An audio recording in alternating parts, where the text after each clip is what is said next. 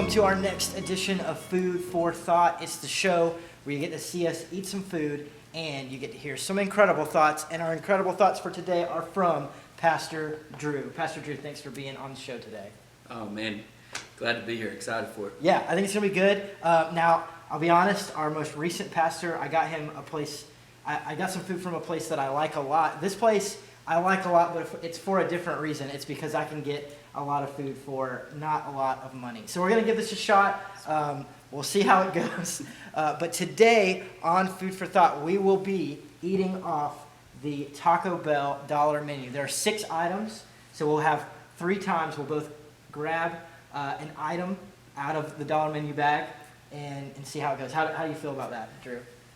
A little nervous about it. You never know what you're going to get, but it should be fun. Good times. Yeah. Taco Bell's a family favorite for us, so we go there often. I hear you. So whether or not this is like a normal thing for you, maybe you'll learn something you want to try off there, or maybe you'll learn that you want to steer clear of it. Yeah. We'll see. But we're going to start with a question. Okay. We'll do some thoughts before we get some food on here.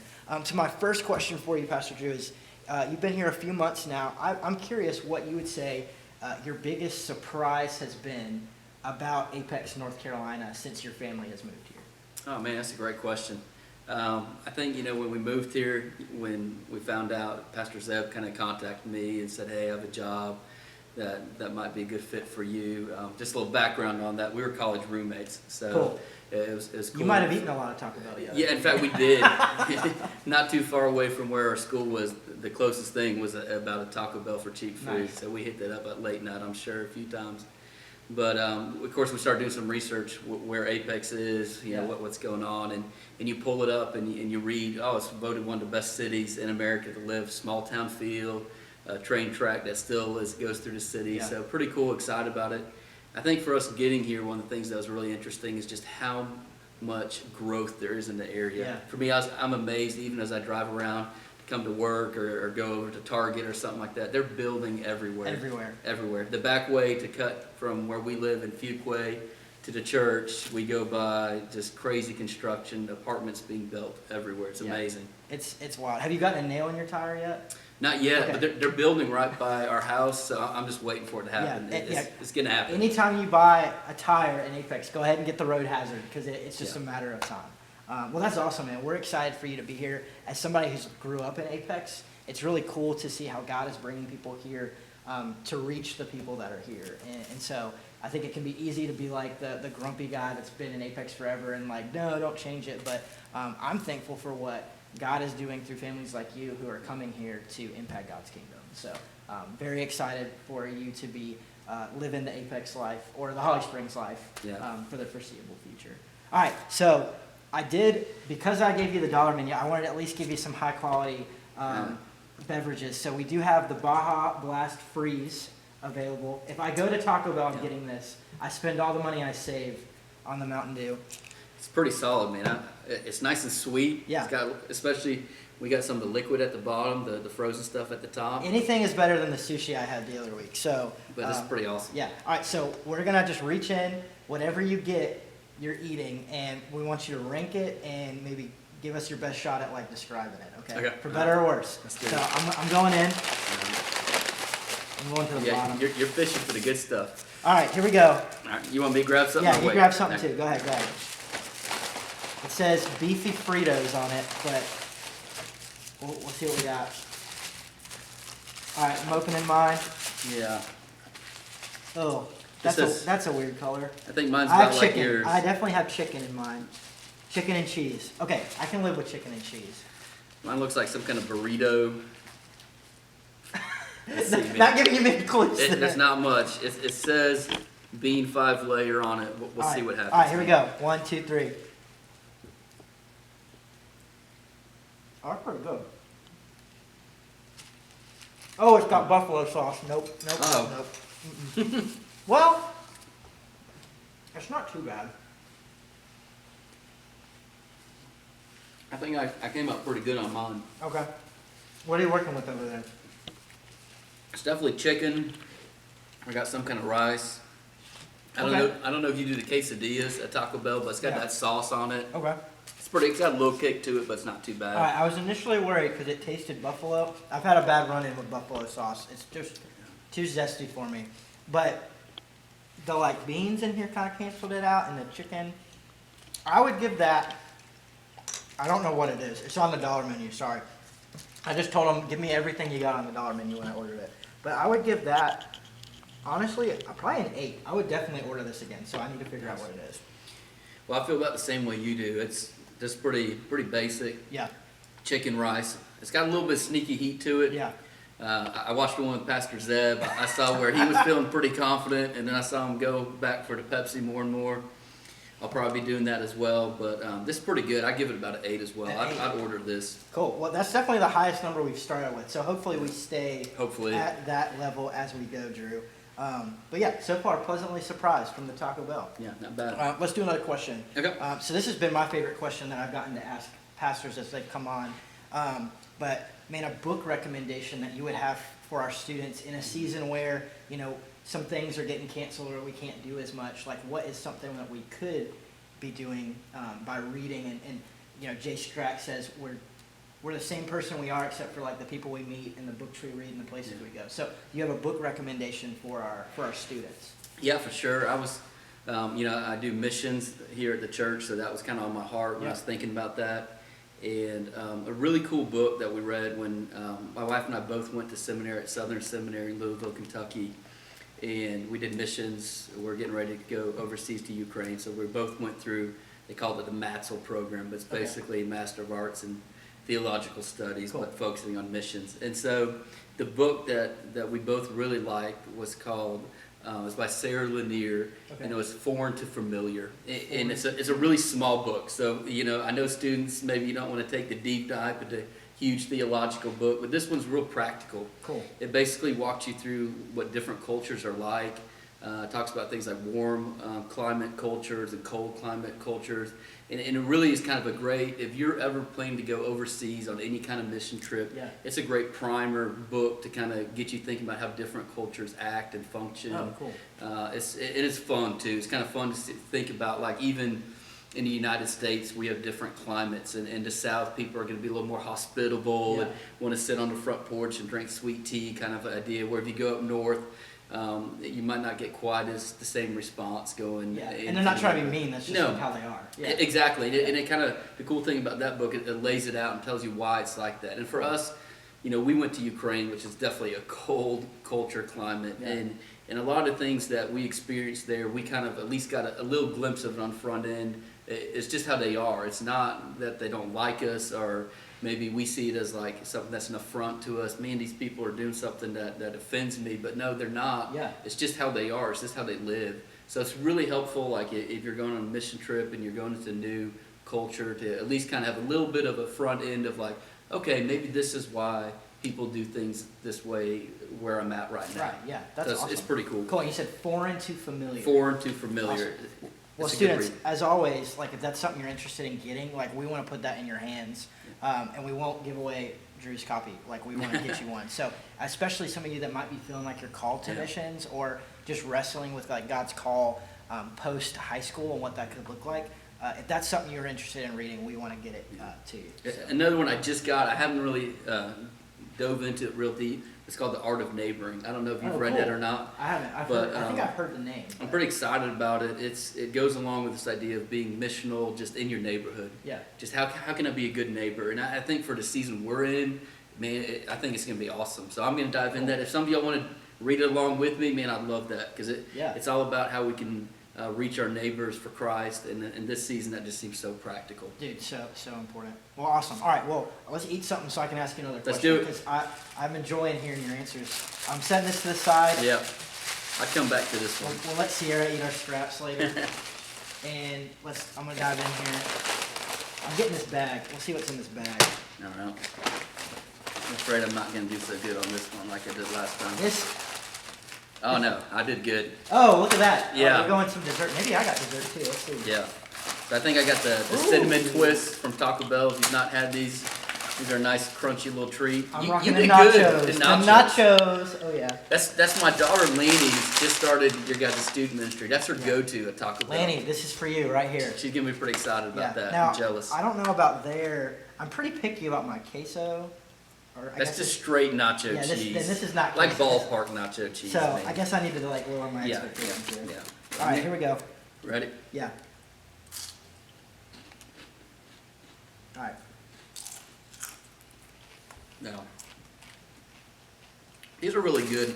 Sometimes I wish they had a little more cinnamon flavor on it. It's just kind of sometimes you feel Sometimes like, it's just a crunch, and It's that's just a like what I've crunch. got. Yeah. but overall, man, these are pretty good little treat. Yeah. They make another dessert that I like better. It's almost like a little donut. I don't know if you've had those. It might be in there. Those So are we pretty might be awesome. fighting for that. Yeah, for a we while. might be. Here's what I think about the nachos. Like if I was going to the ballpark, that's exactly what Yeah. I would expect. Chips are salty, they're crunchy, about all you could ask for. Yeah. They're not Moe's queso and chips, but everything can't be Moe's queso and chips Yeah. in life. So Yeah, in the 99 cents you spend on it, it's Yeah. probably not too bad. yeah, for what You're coming out all right. for what we threw at it. Yeah, all this was $10 by the way. So if you got $10, you need to feed a big family. Dollar menu. What you see is what you get, but it's gonna be pretty good. All right, I'm gonna eat this last one just to see Yeah, that. this was a pretty good round here. I think we came up pretty good. I'll go. That was better, but there's more going on there. So like for an appetizer, it's fine. I think overall, I'll give it a 7. A Yeah. 7. I think for the dessert, I give this a 6, just because some of them, they're kind of plain. They're not super sweet. Sarah's giving me bad looks for that one, but I think I'd want a little something more substance Yeah, to a it. little more to it. Yeah, That's fine. for sure. All right, well we'll set that to the side. Yeah, that's pretty good too. That's definitely for like the picky kid, which I definitely was as a child.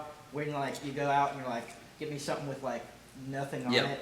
You can go with that, and it's your safe bet It is a good safe option for sure. for sure. All right, so switching gears. All right. This is a question I feel like as a student I kind of asked when I didn't really have a great understanding of it. And so I know that you've been actually looking into this a little bit. Yeah. And so I really wanted you to have a chance to share with our students kind of the research you found. So the question is, a lot of lead up to that. The question that. is, as Apex Baptist Church in Apex, North Carolina, like we live in a pretty safe, a pretty ethically good, like a pretty good place. And so shouldn't we just be going to the places that like have never heard the gospel? Like is Apex really a place that's really that lost that we need to be doing, that we need to have a missions pastor at Apex? Oh, yeah, that's a Yeah. great question. So I'm not trying to talk you No. out of it. In fact, I think No. you're going to prove why your Yeah. role is so important, but I've heard people ask that. Sure, and I think that's a valid question. Your mind always is going to go to like,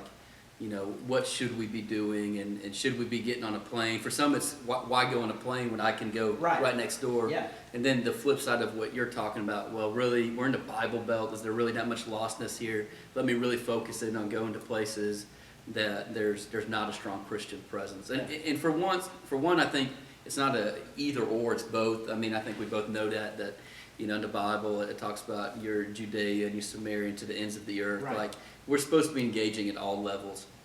But one thing I found really interesting, I'm starting to work on some data just for lostness in this area, and the North Carolina Baptist Convention has a lot of cool stats, and they have what they call pockets of lostness. And Okay. you would think, okay, that probably wouldn't happen in our area, but Yeah. there's actually a pocket of lostness in Cary that they have identified. Wow. And basically that area is just an affluent area, and people just, for whatever reason, aren't engaged with church at all. So it's just a matter of they're so busy with life and all the things that come with it that church really isn't something that appeals to them. So it's truly a pocket of lostness where it needs to be engaged. Yeah. So I've talked with some of the guys from the convention about that. It's been really interesting. But then I pulled up another article. Barna does a lot of research for Christian stuff, and they had a research they did for the whole United States, and they identified the top 100 cities that they thought were post-Christian. Okay. So post-Christian is basically people don't believe in God at all. They don't maybe believe that the Bible's real. Just things that identify them as like not at all thinking. Like it's a along. good thing, but this isn't like anything meaningful to me. Yeah, that's the idea. And so they identified these cities, and I was just curious, like who's going to be on this list. And like the top 10, you can kind of imagine there's some like up in Oregon, some in the Northeast, Massachusetts, areas that you would kind of think. But oddly enough, Raleigh, Durham, the Triangle areas, you guys call it here, so I'm learning to call it. Yeah, good job. Yeah, Well done. I'm trying to catch on quick here. And it was ranked number 74 on the list. Really? And to me, that was a real shocker. Yeah. Like, I did not expect that to be on the list, to be honest with you. But I think it's a good reminder that this area is changing. There's a lot of people who've moved into this area for jobs. And beyond that, there's also people who've moved here from all over the world. There's areas within the city and this triangle area that we live in where refugees have moved in. So we literally have the nations coming to us too. So one of the cool things is, as we have a chance to go and do mission trips and share the gospel with people overseas, we also can share with those same people who've come to us. And I think that's really exciting to me. I've heard a lot of people in the church that are into missions kind of talk about wanting to engage that. I know in the past, I know Pastor Reese did like a cricket thing for people who came from India who really are engaged in cricket and stuff. And there's so many opportunities like that, especially around Raleigh. There's some groups that engage refugees.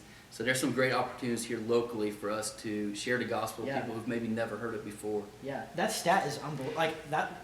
As, again, someone that grew up in Apex, I would not think at all that the Triangle would be in the top 100. So, like, what a cool place that, like, our students are literally placed in one of the top 100 places that needs to be reached in America. And like, we need to go. We see the, like, Acts talk about going to those places, but how cool that some of them have come to us and that we can engage them because they're on our Zoom meeting for our class or because they're our neighbor or things like that. So, like, yeah, that's just such a vital thing. And I think a lot of times, too, we think we need to go and do, but, like, if we're not doing it here, why are we expecting all of a sudden us to go across the world and then all of a sudden become proficient at evangelism when we have it, we have our classroom for that in our neighborhoods and our classrooms, right now. Yeah, a real good example of that, and that's such a great point. You know, we have the Wymans who are in London. They're working with college students. And I think about, like, our church and our area. We have so many colleges right around us. And, like, before we hop on a plane and go partner with them to do that, which we should, and I'm excited about that, and we have opportunities to do that here, right with all these campuses close by. So, I think for missions, it's definitely a chance for us to do it well here, to practice, and then go overseas and do it even better once we engage in a different culture. Yeah. Man, that's awesome. Well, thanks for sharing that stuff. Let's eat our last thing, and then we've got one more question. I'm going to let you go first this time. All right, man. I'm nervous. I feel like there's got to be something here that we don't want. Nothing will bite you, so. Yeah, we'll see what we got. That just looks like leftovers. Okay.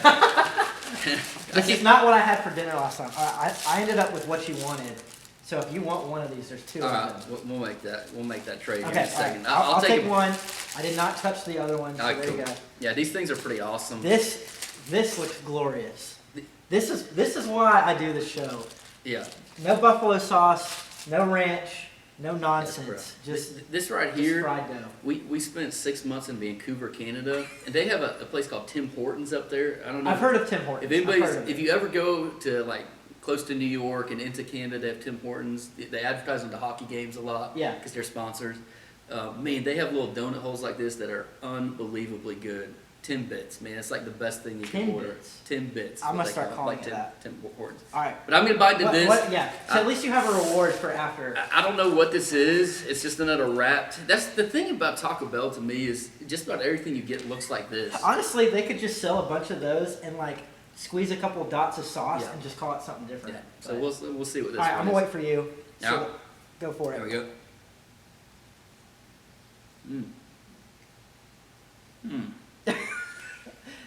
That reaction said, it's fine, but I'm wanting something more. That was kind of the vibe I got from it. That's okay. It's got a lot of beans in it, which I like beans, but it shouldn't be like the main portion of it. If you're going out saying I really like the beans, there's not enough going on there.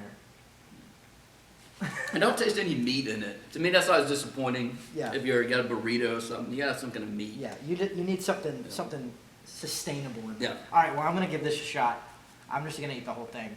Yeah. It's a tough job you got there. Oh, there's cream in it. Yeah, man. I was not ready for that. Man, that's good. I might have to go get some more of those after this. Yeah, I'm pretty excited. I made it through this burrito thing. Made it through. You took one bite. Beans and rice. I don't even think there's cheese in it. I mean, that's what's really disappointing to me on that one. Beans. It's just not. Reward yourself. But now I can treat myself on this. I was not ready for that to have a filling, but I'm pleasantly surprised. Yeah, these things are pretty good. Yeah. Drew's a simple man. Doesn't take a lot. No. Just a little tin cake. What did you say? 10 men. 10 bit. 10 bit. 10 Hortons, 10 bit. There you go. Yeah. All right. I'm gonna take another swig of my Baja Blast to blast the rest of that down. That is a 10 out of 10. I want some more of those for my. Yeah. Me too, especially for the value. I mean, Yeah. I think you get like 4 for $1 or something like that. Yeah, that's fantastic. Those are pretty good. Yeah. All right, last question. We always kind of want to end this with something practical that a student can say. Okay. All right, like I'm leaving this with a couple things. So, Drew, I think you would agree that we as believers, like if we have been changed by Jesus, we are a missionary. It's not some like higher, greater than thou job that only certain people can do. Like we're all called to be missionaries. And so I'm curious if you could share just a couple ways that our students could live as missionaries in the season of COVID, where it's a little harder to see people, your normal life is not happening quite like you thought. Like what are some ways our students can be missionaries like this week, like right now? Man, this is such a great question. I think that's challenging for all of us because it just feels so weird right now. The interactions are so limited and things. But to me, sometimes we overcomplicate what missions is. Yeah. The essence of missions is you're going to share the gospel. And, around the church, we have those life books everywhere. Yeah. And in those life books is the 3 Circles gospel presentation. Really simple. You can share it on a napkin. Yeah. It's that simple. But I think sometimes we overcomplicate it. It's as easy as that. Just taking the time to sit down with somebody there. They come to you with maybe they're going through struggles, maybe their family, maybe they've had a breakup, maybe there's some really heavy things in their life, a death in the family, something like that. And they come and engage you, say, man, I'm going through this hard time. Those are presentations, opportunities, Yeah. for a quick gospel presentation. Yeah, exactly. Somebody's coming to you with a hurt, say, man, first of all, I'm sorry that you're going through that, but then you can easily transition that, hey, here's something that's really helped me through situations like that. And just share the good news with them. And I think in this season too, if you're going out to the store and your cashier and you see that they're struggling, they're stressed because they're trying to work, but yet they're putting themselves in a dangerous kind of situation, always being around people. It's just a chance to say, man, can I pray for you? Or just ask and engage them in some way. We do the Walmart pickup. I don't know, a lot of families are doing that. We rock the Walmart pickup as well. And the girl the other day was loading my groceries. Super sweet girl, but just seemed really stressed. I was like, hey, is everything going all right? She's like, well, it's just been a really hard week. I'm just trying to get through the end of this week. And I just said, hey, is there anything I can pray for you in specific? She's like, no, nothing specific, just to get through this week. Yeah. And I was like, yeah, that's awesome. I'll pray for you. Sometimes it's as simple as that, just engaging, being aware of like the needs around you. If you're going to the store, if you're hanging out with your friends, or maybe you're on a Zoom call with your buddies or FaceTime, whatever you guys do, just hearing and listening and looking for those opportunities to then say, hey, let me share with you something that's been really helpful in my life. I love that. Yeah. That's great.